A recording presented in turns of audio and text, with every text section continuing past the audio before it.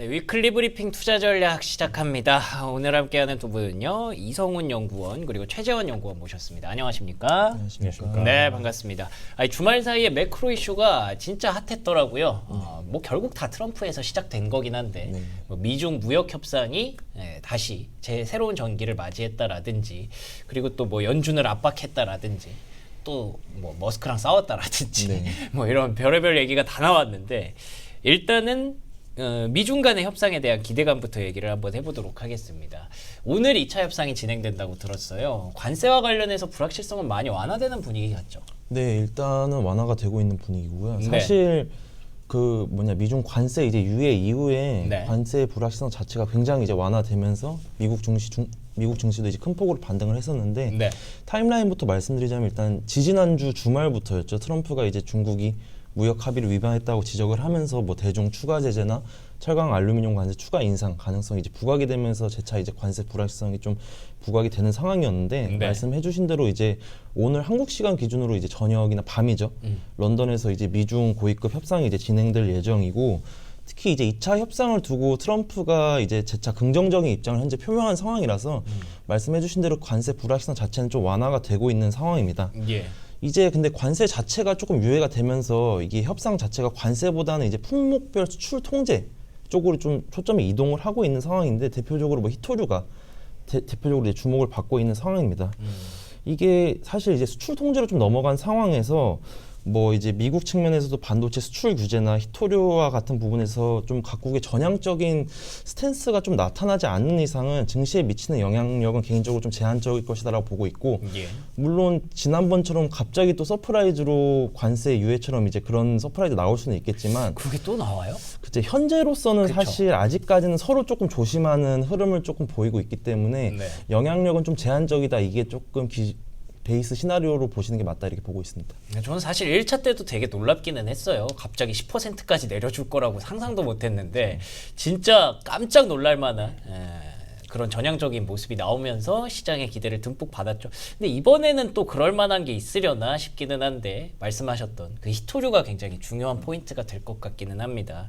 자, 그리고 제가 그 연준 얘기도 잠깐 드렸는데 고용이 되게 좋았더라고요. 지난주 금요일에 발표됐던 고용. 그래서 오히려 역으로 뭐 금리 인하에 대한 기대치는 좀 낮춰지면서 트럼프 대통령이 또 이제 파월 의장을 압박하는 그런 현상도 나타났는데, 이 고용과 관련해서는 의견이 좀 엇갈린다고 보여집니다. 어떻게 보셨나요? 네, 그 말씀해주신 대로 그 금요일에 이제 발표된 비농업 고용이 기본적으로 시장 예상치를 상회를 하였습니다. 그러면서 어느 정도 이제 금요일 이제 미국 증시가 이제 반등을 한 것도 그러한 부분에 좀 기인을 하고 있는데요. 다만 이거를 조금 세부적으로 들어가자 보면 그 지난 이제 3월에 4월에 이제 수정치가 발표가 되었는데 이 부분들이 조금 이번 달에 발표된 것들이 좀 하향 조정이 되었고, 그 안에서 사실 비농업 고용에 좀 집중을 하고 있지만 뭐 고용 참여율 같은 부분도 조금 지난달에 좀 하락하는 흐름을 보이고 있습니다. 그리고 실업률도 이제 4.2%로 어느 정도 조금 견고한 흐름을 좀 유지를 하고 있는데, 이게 사실 소수점 둘째 자리까지 가면은 계속 정말 완만하게 상승을 하고 있는 상황이거든요. 아, 그래요? 그래서 이제 그 전반적으로 뭐 ADP 민간 고용이나 비농업 고용 이런 부분들이 비농업 고용이 시장 예상치를 상회를 했음에도 약간은 어느 정도 완만하게 고용 시장 자체가 둔화되고 있는 흐름은 맞다. 다만 연준 입장에서 조금 많이 헷갈릴 것 같아요. 연준 입장에서도 어쨌든 완전히 이제 고용이 냉각되는 조짐이 보인다면은 사실 금리 인하 쪽으로 이제 스탠스를 확 바꿀 수가 있겠지만, 현재로서는 그러한 조짐까지는 보이지 않기 때문에 이번 주 사실 물가 지표가 오히려 그만큼 더 중요성이 커지는 국면이 아닐까, 이렇게 생각을 하고 있습니다. 그러네요. 이번 주가 또 지난주가 고용 주간이었다면 이번 주는 물가 주간이더라고요. 그 과연 관세가 고용, 경기를 얼마나 힘들게 하느냐, 이것도 중요한 포인트였지만 사실 경기보다도 먼저 움직이는 게 물가일 수밖에 없기 때문에 이제부터는 진짜 5월의 물가는 관세가 부과되고 나서잖아요. 그래서 아마 되게 중요한 포인트가 될 것 같다는 생각이 듭니다. 그리고 또 아까 제가 말씀드렸던 게 그 뭐 이거 얘기 안 할 수가 없을 것 같아요. 트럼프와 머스크의 그 불꽃 튀는 피 튀기는 싸움, 설마 했는데 이 정도로 싸울 줄은 몰랐거든요. 어떻게 보셨어요? 사실 지난해 대선 때까지만 해도 그 둘은 이제 굉장히 견고한 동맹이고 참 재밌어요. 둘이 보고 있으면. 그렇죠. 네. 이제 완전히 머스크는 이제 2인자로 자리매김을 하는 약간 그랬죠. 그런 흐름으로 보였는데 이게 아무래도 그 촉발된 모멘텀은 이제 아무래도 감세안이었죠. 감세안 SNS 상에서 이제 머스크가 그 트럼프의 이제 감세안이 좀 역겹고 막 혐오스럽다 이런 법안이라고 이제 평가를 하면서 SNS 상에서 이제 그 둘 간의 이제 반박하는 이제 흐름이 계속 나타났었는데 문제는 이게 지금은 사실 어느 정도 소강 상태로 진입을 한 상황인데 당시에는 굉장히 주식시장에 이제 영향을 크게 미쳤습니다. 이게 사실 트럼프 입장에서도 내년 어느 정도 뭐 11월 예정된 중간 선거를 감안을 한다면 이렇게 이제 조금 불화가 갈등이 나타나는 양상은 가장 강력한 경제적인 우군을 좀 잃는 흐름으로 보이고 그쵸. 특히 이제 머스크 입장에서도 이게 뭐 스페이스 X라든지 아니면 감세안 자체도 어느 정도 전기차 세액공지 폐지와 같은 부분들이 있기 때문에 이게 트럼프랑 이렇게 등을 지는 상황 자체가 어느 정도 미국의 규제로 인해 그 머스크의 이제 사업 측면에서도 어느 정도 불투명한 이제 흐름을 좀 나타낼 것이다라고 보고 있기 때문에 서로 별로 좋을 게 없어요. 네, 맞습니다. 이게 그래서 어쨌든 촉발을 일으킨 요인이 감세안이었잖아요. 그래서 감세안 상원 통과 여부가 이번 달 말이나 이제 7월 초에 예정이 될 것이다라고 보고 있는데 만약 이러한 부분이 또 머스크가 관련된 이제 발언을 통해서 나타난다면 이러한 부분이 재차 이제 변동성 확대 요인으로 작용하는 것도 어느 정도 염두에 둘 필요가 있다. 이렇게 보고 있습니다. 알겠습니다. 참 트럼프 바쁠 것 같아요. 이렇게 중국이랑 싸워야 되죠. 뭐 유럽이랑 대응해야 되죠. 뭐 러시아 우크라이나 전쟁 막아야 되죠. 근데 또 이 와중에 파월 의장이랑 싸워야 되죠. 그리고 또 이제 머스크랑 싸워야 됩니다. 와, 대단한 그런 체력을 갖고 있는 어르신이라서 참 놀라울 때가 많은데 뭐 어쨌든 이런 부분들이 계속 변동성 요인, 불확실성 요인으로 작용하겠지만 타코 트레이드라고 하잖아요.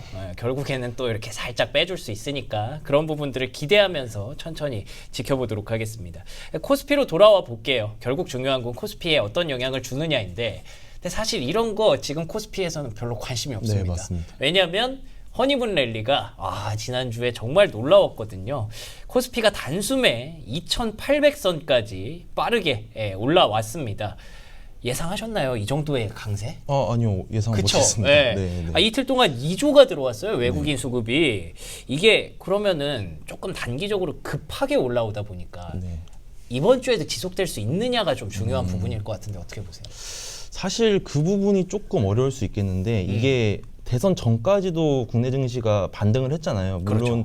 그 요인 중에 하나가 관세발 불확실성이 좀 완화되면서 오른 것도 있는데 어느 정도 대선 이후에 정책 기대감을 선반영했다는 측면이 있어서 대선 이후에는 오히려 이런 부분이 좀 차익실현 매물이 출회되지 않을까라고 저도 개인적으로 예상을 했었는데 이게 사실 지금으로서는 막 주가가 하락하거나 조정을 크게 받지는 않을 것 같아요. 그 이유는 사실 기본적으로 국내 증시가 지난해 하반기부터 이어와서 올해까지도 외국인 자체가 일단 수급이 빈집 상태였어요. 그랬죠. 근데 그 전까지도 국내 증시를 견인했던 요인이 외국인이 아니고 기관 수급이었거든요. 그랬죠.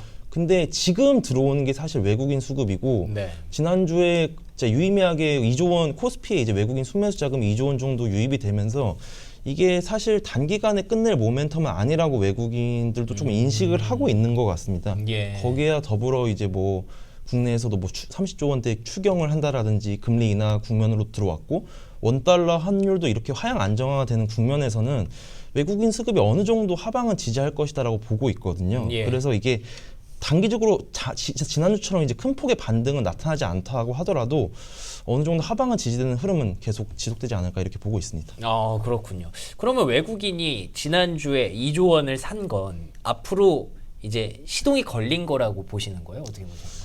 이제 시동이 걸리죠. 근데 막 정말 대규모로 자금이 집중 투하된다라기보다는 완만하게 외국인 수급이 조금 상승하는 흐름 이 정도로 나타나지 않을까 이렇게 보고 있습니다. 그러니까 이게 약달러 현상과도 어느 정도 연관이 되잖아요. 환율 얘기도 아까 좀 해주셨는데 어느서에 보니까 환율이 1,350원까지 내려와 있네요. 이런 것도 계속 기대를 할 수가 있는 부분이겠죠. 네, 일단 저희 같은 경우에는 기본적으로 미국 달러화 기준으로는 연준이 어쨌든 하반기 금리 인하를 어쨌든 할 것이고 그에 따라 그와 더불어 이제 관세발 영향이 어느 정도 경기에 좀 반영이 되면은 경기 둔화 흐름이 3분기엔 좀 가시화될 것이다 이렇게 보고 있습니다. 그 말인즉슨 달러화 측면에서도 이를 반영을 하면서 3분기까지는 좀 달러화가 약세 흐름을 어느 정도 보일 것이다라고 예상을 하고 있는데 이와 반대로 제가 앞서 말씀을 드렸었는데 한국에서는 오히려 반대로 돈을 풀고 있잖아요. 예. 금리 인하를 하고 있고. 그렇죠. 그와 더불어 이제 정책 기대감 이런 것들이 전부 다 이제 반영이 되면서 원화는 오히려 절상되는 흐름을 볼 수 있기 때문에 현재와 같이 원 달러가 이제 하향 안정화되는 추세 국면에서는 외국인 수급이 어느 정도 계속 들어올 여지가 분명히 있다 이렇게 보고 있습니다. 왜 최근에 미국 증시가 급락하는 과정에서 되게 인상적이었던 게 유럽 증시의 급등이었거든요. 그렇죠. 근데 또 유럽이 그 급등했던 배경을 찾으면 되게 선제적으로 금리 인하를 하면서 돈을 엄청나게 풀었던 기억이 나요. 네네. 예. 근데 그런 것들을 이제는 대한민국 증시의 어떤 강점으로 치환이 될 수도 있는 부분이라서 유럽에서 나타났던 흐름이 한국 증시에 나타난다면 이거 진짜 삼천 얘기가 전혀 꿈 같지 않은 얘기처럼 들리기도 합니다. 근데 그 안에서 어떤 업종을 결국 골라가야 되는지가 중요한 부분이기 때문에 일단 뭐 구체적인 업종들은 최재원 연구원과 얘기를 나눠볼 텐데 단기적으로 정책 수혜주 강세 나타나고 있는 거는 네. 우리 이성훈 연구원이 그 정리를 좀 해주시면 될 것 같아요. 이거 네. 계속 가는 겁니까? 일단은 정책 기대감이 아무래도 취임 직후에는 반영이 될 수 있는 구간이라고 저는 생각을 하고 있고요. 예. 특히 조금 주목을 해볼 만한 게 일단 기본적으로 국회 의석수가 저희 민주당 측이 많지 않았습니까? 그렇죠. 그와 더불어 이제 이재명 당선인이 이제 대통령으로 취임을 하면서 여대 야소 국면으로 전환을 됐다라는 게 아무래도 정책적인 추진 속도가 예년보다는 더 빠르게 가파르게 나타날 수 있는 상황입니다. 그렇죠. 그 말인즉슨 주식시장 측면에서 주목을 해볼 만한 게 대부분 이제 뭐 AI라든지 아니면 코리아 디스카운트 해소와 관련된 저 PBR 테마인 것 같은데 네. 저는 이 부분들은 계속 기대감을 반영을 할 수 있는 요인이 될 것이다라고 보고 있고요. 뭐 AI 같은 경우에도 사실 1호 공약으로 내세우면서 막대한 이제 투자 집행을 할 것이다라고 예상을 한 상황이기 때문에 이 부분도 모멘텀을 이어갈 것이다라고 보고 있는데 사실 AI 같은 경우에는 국내 정부 이제 투자 모멘텀도 중요한데 어쨌든 대외 모멘텀도 중요하지 않습니까? 근데 그와 별개로 사실 저 PBR 같은 경우에는 오로지 이제 국내 상법 개정안이라든지 뭐 배당소득 분리과세, 자사주 소각 의무화 이런 부분에 있어서 영향을 이제 받을 수밖에 없기 때문에 저는 이게 정책이 추진되는 과정에서는 그 외국인 수급이 저 2차 랠리를 좀 이어나가게 되지 않을까 이렇게 보고 있습니다. 그러네요. 그러니까 원래 국내 증시는 미국에서 좋은 일 갖다 써서 국내 증시에서 관련주들이 올라가고 중국에서 좋은 일 갖다 써서 관련주들 올라가는 그런 케이스였는데 지금은 대한민국이 좀 더 빛나는 상황이기 때문에 다른데 영향받는 것들보다 그냥 대한민국 자체적인 정책 모멘텀 받을 수 있는 이 지주사 관련주들이 오히려 더 강세를 보이고 있고 지금 오늘도 그래요. LS, SK, 두산, CJ, 뭐 한국금융지주, DB손해보험 이런 종목들 쭉쭉 올라가고 있기 때문에 와 저는 뭐 대선 끝나고도 이게 갈 수 있을까? 진짜 흥미로운 주제였는데 이렇게 계속 갈 줄은 상상하기 어려웠습니다. 그럼 이 외에 조금 펀더멘털이나 이런 것들 얘기할 수 있는 섹터들 최재원 연구원과 한번 얘기해 보도록 하겠습니다. 최근에 또 내수주가 핫하지 않습니까? 유통이라든지 건설 이런 쪽은 어떻게 보세요? 네, 맞습니다. 그 최근 신정부 출범과 함께 그런 내수 부양에 대한 의지들을 계속 피력을 하고 있고 내수 경기가 안 좋다 보니까 그런 민생을 위한 정책들을 가장 먼저 실행하겠다라는 의견들을 많이 내세우고 있었고 네. 그에 따라서 앞에도 얘기가 나왔던 추경 편성도 약 30조 원 좀 넘는 큰 규모로 이루어질 수 있다라는 기대감들이 반영이 됨에 따라서 사실 그게 집행이 되면은 가장 먼저 이제 직접적으로 수혜를 볼 수 있는 거는 국내 뭐 소매나 유통 관련된 업종들일 거기 때문에 그런 부분들이 최근에 주가에 많이 반영이 됐던 것 같고요. 그 외에도 이제 건설 업종도 그런 내수 정책에 대한 모멘텀 때문에 최근에 주가 흐름이 좀 양호한 모습을 보이고 있습니다. 특히 뭐 건설 업종은 뭐 방산과 관련된 그런 모멘텀들도 있지만 뭐 부동산 정책과 관련된 부분들에서도 좀 더 아니면 또 지역 균형 발전에 대한 부분에서도 좀 수혜를 볼 수 있다라는 기대감들이 생기면서 이제 그런 게 좀 주가로 최근에 많이 반영이 됐는데요.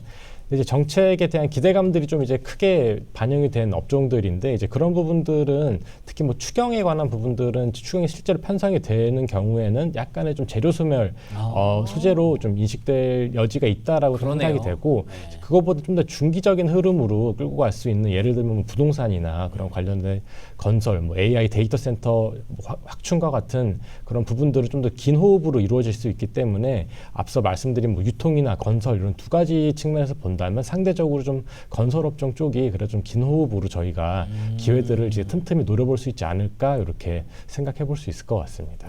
알겠습니다. 일단 단기적으로는 추경이 세죠. 30조 원이 넘는 액수가 투입될 가능성이 높기 때문에 이에 대한 기대감이 훨씬 더 그 추경안들 계속 찾아보시는 분들도 많을 것 같은데 오히려 그거 발표되면 그건 또 세론이 될 수 있기 때문에 이런 것들 참고하시면 될 것 같고 추세적인 부분들 좀 더 장기적으로 끌고 가시고 싶은 분들은 건설 쪽을 한번 주의 깊게 보시면 좋을 것 같습니다. 근데 또 그렇다고 해서 방산, 조선, 원전, 조방원이 또 안 가는 거 아니더라고요. 요 섹터는 계속 갑니까? 어떻게 보십니까? 네, 뭐 결론적으로 보면은 단기적으로는 좀 더 이어질 모멘텀이 있지 않을까 이렇게 생각을 하고 있습니다. 앞서 저희가 살펴봤던 내수주 측면도 사실은 저희가 상반기 증시를 이끌어왔던 게 뭐 조방원 그래서 조선, 방산, 원자력 요 세 가지 테마일 텐데요. 이 세 가지 테마가 워낙에 펀더멘털도 양호하고 끊임없이 이렇게 수주가 더 이제 생겨났다. 뭐 이런 좋은 소식들도 반영이 됨에 따라서 계속 뭐 실적 모멘텀도 올리고 그에 따라서 주가도 반응하는 흐름들이 이어지고 있는 것 같습니다. 그러나 이제 그런 이제 주가 흐름 모멘텀들이 계속 뭐 우상승세만 보이기 좀 어렵다 보니까 그 중간 중간에 약간 뭐 차익 실현도 되고 그런 로테이션 장세들이 나타나면서 앞서 말씀드렸던 뭐 내수주와 관련된 부분들로도 돌아가는 것 같은데요.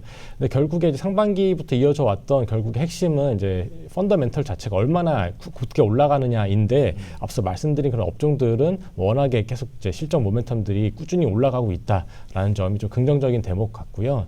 특히나 방산 업종의 경우에는 이제 글로벌 전반적으로 방위비 지출에 대한 부분들도 관심이 높아지고 있다 보니까 최근에 우리나라에서는 이제 저희가 국내 증시 안에서만 살펴보다 보니까 방산 워낙 좋구나라고 생각이 되지만 뭐 유럽 증시도 그렇고 미국 증시 안에서도 최근에 뭐 연초 이후의 흐름을 보면은 방산 업종들의 주가 흐름이 굉장히 높은 축에 속하고 있습니다. 이제 그걸 이끌었던 게 다 국내외 공통적으로 실적 모멘텀이었는데요. 그 중에서도 이제 국내에 방산 관련된 업종들이 뭐 올해도 그렇고 내년도 그렇고 실적 성장률이 글로벌 피어 대비해서 좀 더 높은 편에 속하고 있습니다. 그렇죠. 그러다 보니까 아직까지 그런 단기적인 모멘텀이 좀 더 이어질 수 있다는 판단이고 앞서 말씀드린 조선 방산, 원자력과 같은 테마들은 뭐 글로벌 추세이기도 하고 그리고 최근에 있는 관세와 관련된 노이즈에서도 상대적으로 좀 비껴나가 있기 때문에 그런 이제 관세와 관련된 부분들이 빨리 좀 잦아들거나 해소가 되지 않는다라고 하면은 최근에 이런 추세들이 좀 더 이어질 가능성이 높지 않을까 이렇게 생각을 하고 있습니다.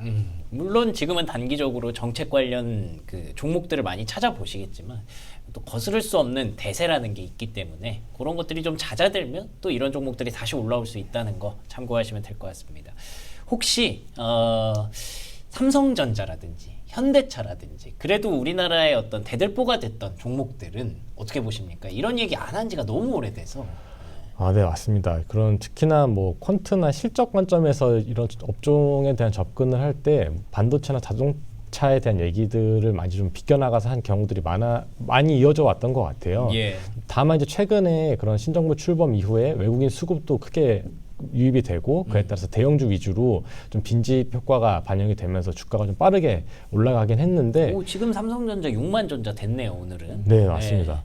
네. 그럼에도 근데 실적 측면에서 살펴보면은 아까 말씀드렸던 뭐 반도체나 자동차 또는 뭐 화학 같은 이제 국내 주력 수출 업종들의 실적 개선세는 아직까지 좀 찾아보기는 뭐 어려운 상황입니다. 그래서 최근에 뭐 이어지고 있는 뭐 그 수출 모멘텀이 있는 업종들 그리고 최근에 있는 빈집 효과로 인해서 뭐 단기적인 좀 로테이션이 지금 발생을 하고 있는데 뭐 이런 게 좀 추세적으로 이어지기 위해서는 최근에 수출 업종들을 짓누르고 있던 관세 리스크가 빨리 좀 해소가 되고 이제 그에 따라서 실적이 좀 이제 반등하는 기대감들이 반영이 되면은 추세적인 뭐 우상향 흐름을 좀 기대해 볼 수 있을 것 같은데 그런 게 아닌 현 시점에서는 좀 단기적인 트레이딩 관점에 접근을 하는 게 그래도 저희한테 좀 유리하지 않을까 이렇게 생각하고 있습니다.